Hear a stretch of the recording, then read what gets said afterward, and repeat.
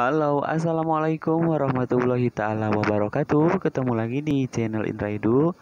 Untuk pertemuan kali ini, saya akan membahas materi mata pelajaran PPKN kelas 10 atau kelas 1 SMA sederajat. Adapun materi submateri pertemuan kali ini yaitu tentang suprastruktur dan infrastruktur sistem politik Indonesia. Oke, bagi teman-teman yang belum mensubscribe channel ini, silahkan bantu subscribe terlebih dahulu. Jangan lupa aktifkan tombol loncengnya supaya setiap ada video terbaru dari saya, ada pemberitahuan kepada kalian. Dan jangan lupa komen juga share kepada teman-temannya agar menebar manfaat yang lebih banyak lagi.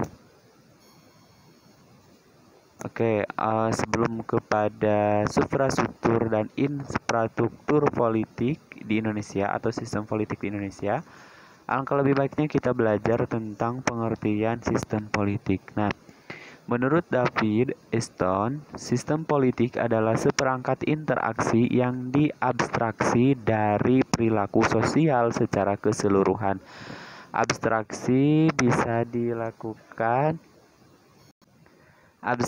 bisa dilakukan melalui nilai-nilai yang dialokasikan secara otoritatif kepada masyarakat. Sedangkan menurut Jake Sevlano, sistem politik adalah pola hubungan masyarakat yang bisa terbentuk dari adanya keputusan-keputusan yang sah dan dilaksanakannya di lingkungan masyarakat tersebut. Sedangkan menurut Robert, menyimpulkan bahwa sistem politik mencakup dua hal, yaitu pola antar manusia yang sifatnya tetap, yang selanjutnya melibatkan sesuatu yang lebih luas seperti kekuasaan, aturan, dan kewenangan. Sedangkan kesimpulan dari pengertian sistem politik yaitu merupakan keseluruhan kegiatan politik yang ada di dalam negara atau suatu masyarakat, di mana kegiatan tersebut berupa proses alokasi nilai-nilai dasar pada masyarakat yang selanjutnya menunjukkan sebuah pola hubungan fungsional di antara kegiatan politik tersebut. Nah, melalui keberadaan sistem politik, aspirasi masyarakat, baik yang berupa tuntutan maupun dukungan, akan dirumuskan dan dilaksanakan melalui kebijakan-kebijakan negara. Dalam hal inilah suprastruktur sesuatu negara memiliki pesan atau memiliki peran bersama dengan infrastruktur politik yang ada. Nah, struktur politik adalah cara untuk melembagakan hubungan yang ada antara komponen-komponen pembentuk bangunan politik sebuah negara supaya terjadi hubungan yang fungsional. Struktur politik terdiri atas kekuatan suprastruktur dan infrastruktur. Dua ketentuan ini memiliki perbedaan dan ciri khas tersendiri. Nah, yang pertama adalah suprastruktur politik, di mana suprastruktur politik adalah mesin politik yang keberadaannya resmi di dalam suatu negara. Suprastruktur politik ini merupakan penggerak politik yang bersifat formal. Dalam artian lain, suprastruktur politik adalah gambaran pemerintah secara luas yang terdiri dari lembaga-lembaga pemerintahan negara. Lembaga-lembaga ini memiliki tugas dan peranan yang semuanya diatur oleh konstitusi atau peranan perundang-undangan terkait landasan hukum substruktur politik. Nah, infrastruktur berbeda dengan substruktur politik. Infrastruktur politik merupakan kelompok-kelompok politik yang ada di dalam masyarakat yang berpartisipasi secara aktif dalam kehidupan politik negara. Kelompok-kelompok ini terbentuk dengan sendirinya dan berperan menjadi perilaku politik non-formal, yang juga memiliki pengaruh dalam pembentukan kebijakan negara. Infrastruktur politik ini tidak diatur secara resmi oleh konstitusi ataupun perundang-undangan negara, baik tugas dan peranannya dalam pemerintahan. Komponen di dalam infrastruktur dan substruktur. Perbedaan selanjutnya yang ada di antara infrastruktur dan substruktur politik adalah komponen kekuatan yang ada di dalamnya. Nah, dalam tata negara modern, umumnya lembaga negara resmi yang ada di dalam sebuah negara terdiri dari 3 komponen, yaitu eksekutif, legislatif, dan yudikatif. Jadi, yang termasuk ke dalam komponen substruktur adalah 3 komponen, yaitu komponen eksekutif, legislatif, dan yudikatif ya. Nah, lembaga eksekutif yaitu pelaksana undang-undang atau kebijakan yang ditetapkan oleh negara. Nah, yang masuk ke dalam lembaga eksekutif itu siapa? Yaitu presiden. Terus lembaga legislatif yaitu pembuat undang-undang. Contohnya Majelis Permusyawaratan Rakyat atau MPR, terus juga Dewan Perwakilan Rakyat DPR dan Dewan Perwakilan Daerah atau DPD. Yang selanjutnya adalah lembaga yudikatif, di mana pengertian dari lembaga yudikatif itu yaitu lembaga yang bertugas mengadili para pelanggar undang-undang. Contohnya, substruktur politik lembaga yudikatif adalah Mahkamah Agung, Mahkamah Konstitusi, Komisi Yudisial, dan Badan Pemeriksa Keuangan atau BPK. Nah, sementara itu, infrastruktur politik di Indonesia meliputi organisasi-organisasi yang termasuk dalam infrastruktur politik ini tidak ada di dalam birokrasi pemerintahan. Artinya, setiap organisasi non-pemerintah maupun merupakan infrastruktur politik. Umumnya ada 4 komponen dalam infrastruktur politik ini. Yang pertama adalah partai politik. Partai politik yaitu organisasi politik yang dibentuk oleh kelompok warga negara Indonesia secara sukarela. Partai politik ini bisa terbentuk berdasarkan kesamaan kehendak dan cita-cita serta kepentingan.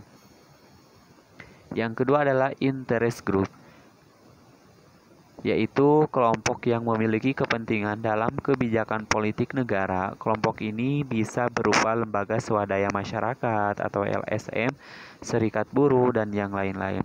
Yang ketiga adalah pressure group, yaitu kelompok yang memiliki tujuan untuk mengupayakan dan memperjuangkan keputusan politik berupa undang-undang atau kebijakan publik, terutama untuk mendorong agar peraturan dan kebijakan yang dibuat sesuai dengan keinginan kelompoknya. Mereka tidak segan untuk melakukan demonstrasi, bahkan aksi mogok untuk bisa mencapai tujuannya.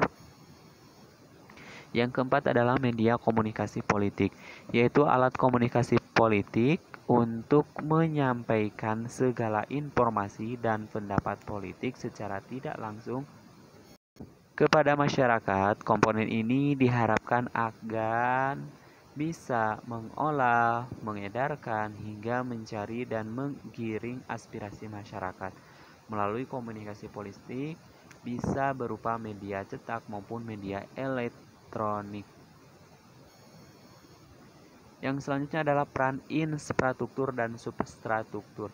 Substruktur politik berperan sebagai pelaksana, pembuat, dan pengevaluasi segala kebijakan dan peraturan pemerintah.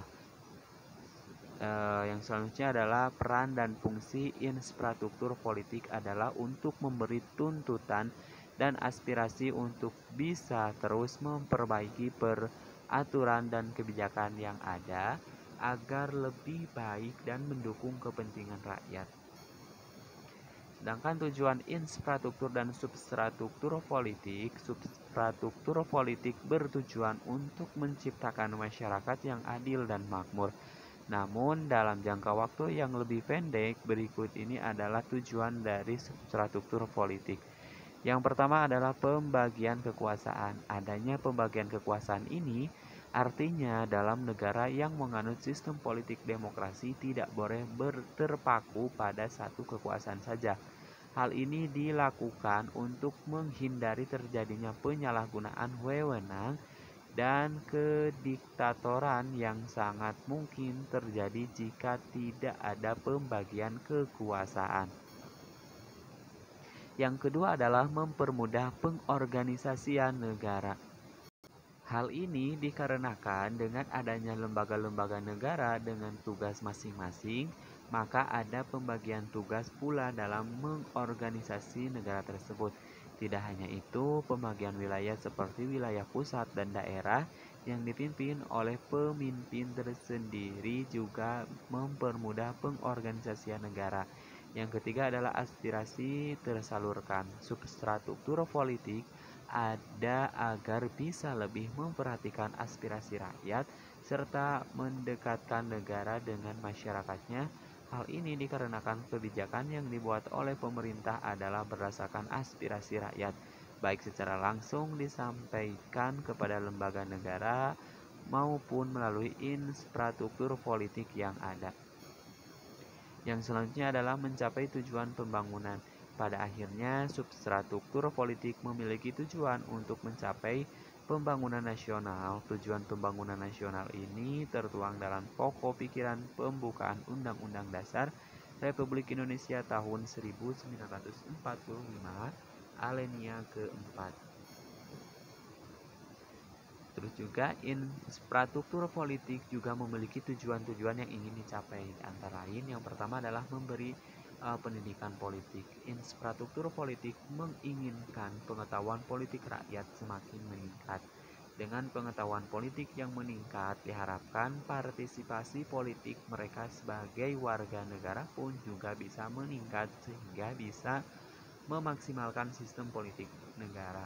Yang kedua, tujuan dari infrastruktur politik itu yaitu mempertemukan beragam kepentingan. Ada begitu banyak kepentingan di dalam masyarakat. Dalam hal ini, infrastruktur politik bertujuan untuk mempertemukan kepentingan-kepentingan yang senada agar lebih mudah untuk tersalurkan menjadi sebuah tindakan nyata. Terus juga tujuan yang ketiga dari infrastruktur politik itu adalah menyalurkan aspirasi rakyat. Tidak semua orang bisa berpartisipasi langsung dalam kegiatan politik serta menyampaikannya aspirasinya. Maka keberadaan infrastruktur politik juga bertujuan untuk mempermudah menyalurkan aspirasi rakyat ke pihak-pihak pemerintahan yang terkait. Yang keempat, tujuan dari infrastruktur politik itu adalah menyeleksi kepemimpinan. Hal ini bisa tercapai melalui pemilihan umum yang umum ada di dalam negara demokrasi. Yang selanjutnya adalah komunikasi politik. Tujuannya agar rakyat mengetahui apa yang sedang dilakukan oleh pemerintah serta isu politik apa yang tengah dihadapi oleh negara. Meski tujuan infrastruktur dan substruktur politik berbeda, hubungan substruktur dan infrastruktur politik adalah untuk saling melengkapi dan mendukung untuk bisa menciptakan penyelenggaraan pemerintahan yang baik untuk rakyat. Substruktur politik bertugas untuk membuat dan mengawasi berjalannya peraturan serta kebijakan negara dalam proses penyelenggaraan pemerintahan. Sedangkan infrastruktur politik menjalankan peraturan kebijakan yang dibuat, di mana dari situ akan muncul aspirasi-aspirasi baru yang bisa disampaikan pada substruktur politik yang selanjutnya akan berguna untuk memperbaiki peraturan dan kebijakan yang ada. Hal ini terjadi terus-menerus hingga struktur politik akan menjadi maksimal dan diperbaiki terus-menerus. Demikian pembahasan mengenai infrastruktur dan substruktur politik. Dari pembahasan ini diharapkan kita bisa lebih memahami peran masing-masing komponen politik di negara yang selanjutnya akan mendukung usaha kita memaksimalkan peran kita sebagai warga negara. Semoga bermanfaat. Sekian dan terima kasih. Assalamualaikum warahmatullahi taala wabarakatuh. Jangan lupa tekan tombol subscribe, like, dan juga komen.